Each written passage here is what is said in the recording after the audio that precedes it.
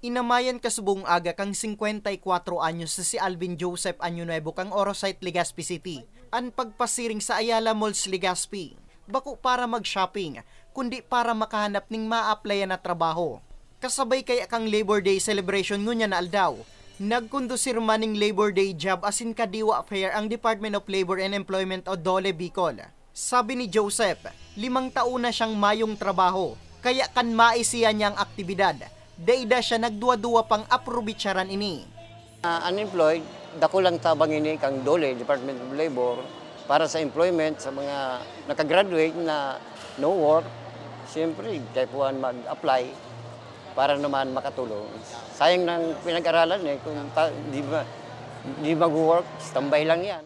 35 local employers ang nakisumaro sa job fair, kung sain 1,961 ang pig-opreser na job vacancies. Saro sa mga kumpanyang nagbukas ng panibagong oportunidad sa mga Bicolanong naghahanap ng trabaho. Iyo ang Sunwest Care Foundation Incorporated. Business position po, any business courses, nag-a-accept po kita kayad. For the site workers po, as long as we have the vocational courses, mga NC na kailangan, which is depending po doon sa position din po na ina-applyan po nila. So every position po, we have individual qualifications po.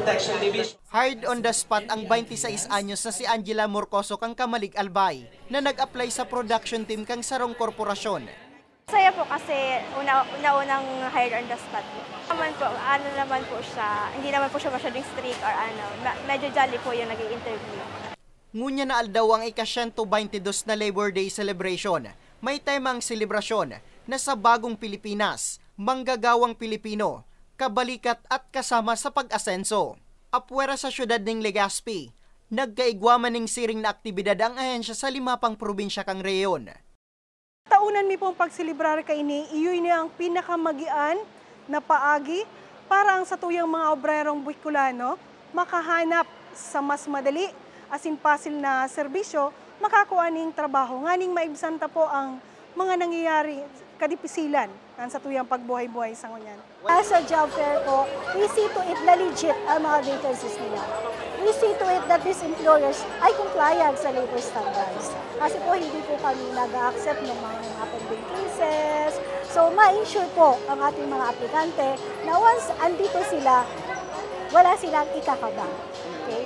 And then sa naman po employers, matulungan din po namin sila na makahanap ng tamang workers sa mga posisyon na hinahanap nila.